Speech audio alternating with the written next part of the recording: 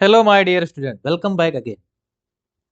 तो अब हम लोग इस लेक्चर में एक इम्पॉर्टेंट चीज समझने वाले हैं जो कि फॉर लूप से पहले क्लियर होना जरूरी है। इसके बाद हम लोग फॉर लूप पढ़ेंगे। तो ये हमारा क्या है? Range function. अब रेंज रेंज फंक्शन क्या है? तो जो हमारा रेंज फंक्शन होता है ये एक बिल्ट इन फंक्शन होता है जो पाइथन में यूज होता है। किसके लिए? सीक्वेंस ऑफ नंबर जनरेट करने के लिए यूज होता है। ये ज्यादातर हमारा फॉर लूप के लिए यूज होता है। ठीक। अब जैसे मान लीजिए अगर आपको क्या करना है, आपको नंबर जनरेट करना ऑटोमेटिकली। जैसे मान लीजिए 1 से 10 तक, या फिर 0 से 50 तक, या फिर आपको नंबर जनरेट करना है 1 to 100 तक। लेकिन जो नंबर के बीच में गैप होना चाहिए वो कितना होना चाहिए? 4 4 का। तो क्या ये का आप मैनुअली करोगे? आप मैनुअली एक लिस्ट बनाओ फिर उसमें स्टोर करो? बिल्कुल नहीं। यहीं पर हमारा काम आता है क्या? Range function. तो अगर सिंपल वर्ड में समझो तो ये हमारा क्या करता है? ये एक बिल्ट इन फंक्शन है जो सीक्वेंस जनरेट करता है। अब चलिए हम इसके सिंटैक्स को समझ लेते हैं। ये काम कैसे करता है इसको समझते हैं। तो इसका सिंटैक्स होता है रेंज। तो यहाँ पर हम 3 पैरामीटर पास करते हैं जिसमें होता है हमारा स्टार्ट, स्टॉप, स्टेप। ये 3 होता है जिसमें से हमारा स्टार्ट और स्टेप ये दोनों ऑप्शनल होते हैं, लेकिन ये स्टॉप जो होता है यहाँ पर लिखना कंपलसरी होता है। अब ये स्टार्ट क्या बताता है? यहाँ पर हमारा स्टार्ट बताता है कि हमें नंबर कहाँ से स्टार्ट करना है। जैसे मान लीजिए आपको नंबर चाहते हैं प्रिंट करना, सीक्वेंस जनरेट करना चाहते हैं 0 1 2 3। तो आपका नंबर कहाँ से स्टार्ट हो रहा है? 0 से। और स्टॉप कहाँ पर हो रहा है? 3 पे। तो यहाँ पर आपका ये रेंज का अगर लिखना हो यहाँ पर कैसे लिखेंगे? रेंज, नंबर कहाँ से स्टार्ट हो रहा है? 0, स्टॉप कहाँ पे हो रहा है? 3 पे। तो यहाँ पर हमारा जो स्टॉप होता है ये लास्ट वाला एक्सक्लूडिंग होता है। जैसे हमें यहाँ 3 तक जनरेट करना है तो यहाँ पर हम लिखेंगे 4। और हमारा स्टेप कितना है? यहाँ पर दोनों में डिफरेंस कितना है? इस जैसे 1 - 0 करोगे क्या आएगा? 1। 2 - 1 करोगे क्या आएगा? 1। 3 - 2 करोगे क्या आएगा? 1। तो इसका मतलब इन दोनों के बीच में डिफरेंस कितना है? 1 का। तो हमारा स्टेप कितना है? 1। अब पाइथन में जो हमारा बाय डिफॉल्ट होता है वहां पर स्टार्टिंग 0 होता है अगर आप स्टार्ट मेंशन नहीं किए, और अगर आपने स्टेप मेंशन नहीं किया तो वो हमारा बाय डिफॉल्ट 1 होता है। तो आपको अगर ये जो फंक्शन लिखना आप ऐसे सीधे इसको लिख सकते हैं रेंज 4, तब भी यही आपको सीक्वेंस मिलेगा। तो ये जो हमारा स्टार्ट होता है ये ऑप्शनल होता है और स्टेप भी ऑप्शनल होता है। ये हमें बताता है कि हमारा नंबर स्टार्ट से कहाँ करना है। अगर हम यहाँ पर मेंशन नहीं करेंगे बाय डिफॉल्ट 0 से करेगा। और अगर हम यहाँ पर नंबर मेंशन करें, जैसे मान लिया हमने लिख दिया रेंज 5, एंड कहाँ पर करना है? हमें 9 पे करना था, यहाँ 10।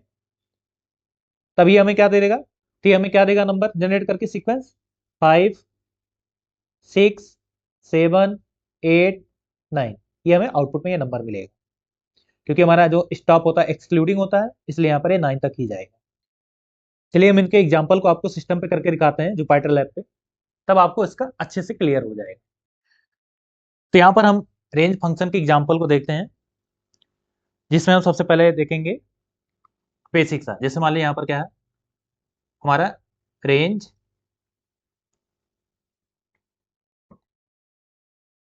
यहाँ पर हम स्टार्टिंग रखेंगे 1 और एंड रखेंगे 5। तो ये हमारा कहाँ तक प्रिंट होगा? ये सीक्वेंस जनरेट करेगा 1 to 4 तक। लेकिन अगर हम यहाँ पर इसको सीधे ऐसे ही प्रिंट करेंगे तो ये हमारा नंबर कोई सीक्वेंस यहाँ पर प्रिंट नहीं होगा, क्योंकि जो हमारा रेंज होता है ये मोस्टली फॉर लूप के साथ में ही काम करता है। आपको मैं दिखाता हूँ, जब यहाँ पर मैं प्रिंट यूज करूंगा यहाँ पर कोई प्रिंट नंबर कोई सीक्वेंस यहाँ पर प्रिंट नहीं होगा। आप यहाँ देखिए यहाँ पर हमारा क्या प्रिंट हो गया? रेंज 1 5। क्या ये कोई सीक्वेंस है? नहीं।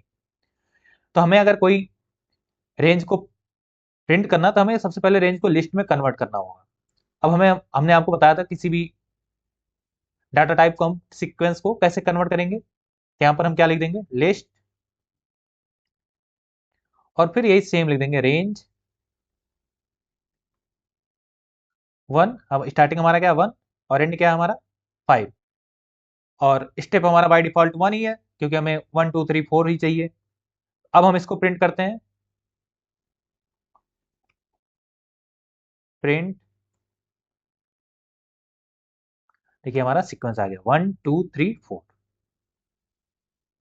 अब हम चलिए इसके डिफरेंट डिफरेंट रेंज में एक्सपेरिमेंट करके आपको दिखाते हैं। अब जैसे मान लीजिए आप यहाँ पर क्या किए, आपने ना स्टार्ट यहाँ पर डिफाइन किया और ना ही यहाँ पर स्टेप डिफाइन किया, तो यहाँ पर आपका क्या प्रिंट होगा, सीक्वेंस। तो यहाँ हमारा प्रिंट होगा 0 1 2 3 4, क्योंकि हमारा जो स्टॉप होता है वो लास्ट एक्सक्लूडिंग होता है। आप यहाँ पर देखिए क्या प्रिंट होता है, 0 1 2 3 4।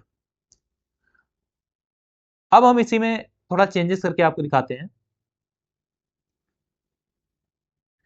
यहाँ पर हम क्या करते हैं, हमारा स्टार्टिंग हम 5 रखते हैं और जो हमारा एंड होगा उसको हम 15 लेते हैं। तो हमारा कहां से प्रिंट होगा, 5 6 7 8 9 10 11 12 13 14, क्योंकि 15 हमारा एक्सक्लूडिंग होता है। तो यहाँ पर क्या प्रिंट होगा, हमारा 5 to 14 एक सीक्वेंस प्रिंट होगा। उसमें गैप कितने का होगा, 1 का होगा, क्योंकि यहाँ पर हमने गैप को कोई डिसाइड नहीं किया है। तो बाय डिफॉल्ट क्या हमारा पाइथन लेता है गैप को, 1। तो यहाँ आप देखिए हमारा क्या हो गया, 5 6 7 8 9 10 11 12 13 14। अब हम क्या करते हैं, इसी एग्जाम्पल में हम गैप को डिफाइन करते हैं। मान लीजिए अभी यहाँ पर कितना के गैप का था, 1 का था। मान लीजिए हम 3 का गैप लेते हैं, तो क्या प्रिंट होना चाहिए हमारा, 5, फिर 3 होगा, क्या हो जाएगा 8, फिर क्या होगा 11, और फिर क्या हो जाएगा हमारा 14, क्योंकि 15 तो प्रिंट होगा नहीं क्योंकि हमारा एक्सक्लूडिंग होता है। देखिए यहाँ पर क्या आउटपुट आता है, 5 8 11 14। यहाँ पर हमने रेंज फंक्शन के तीनों पैरामीटर को डिफाइन कर दिया। ये हमारा क्या होता है, ये स्टार्ट होता है,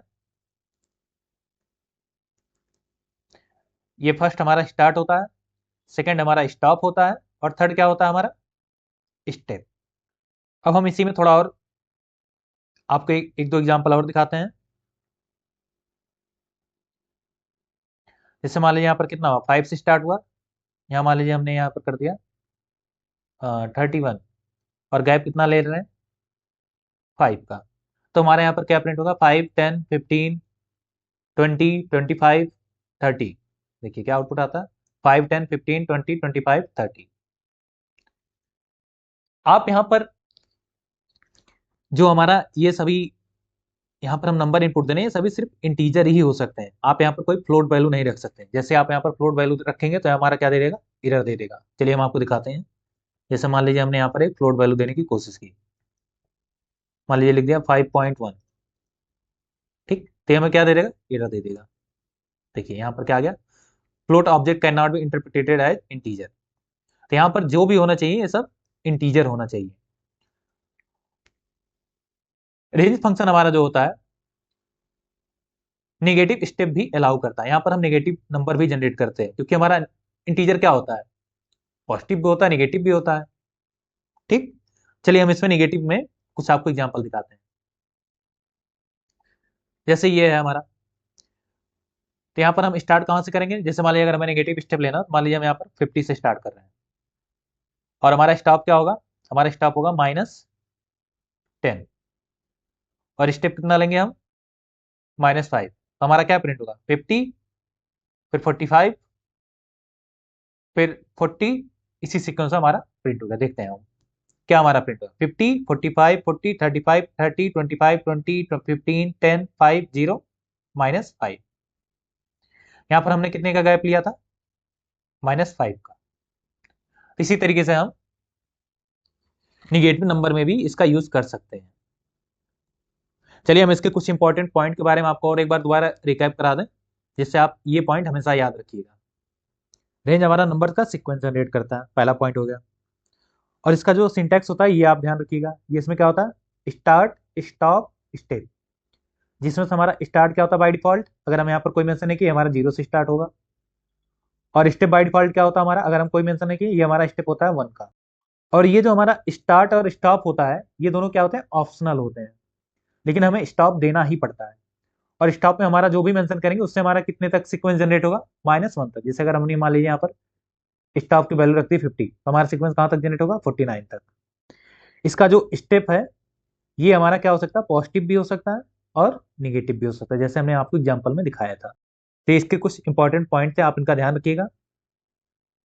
अब हम लोग नेक्स्ट लेक्चर में फॉर लूप को स्टार्ट करेंगे, तब आप देखोगे कि रेंज कितना पावरफुल है। जब ये लूप के साथ हम इसको कंबाइन करके यूज करते हैं। ठीक है स्टूडेंट, हम मिलते हैं नेक्स्ट लेक्चर में।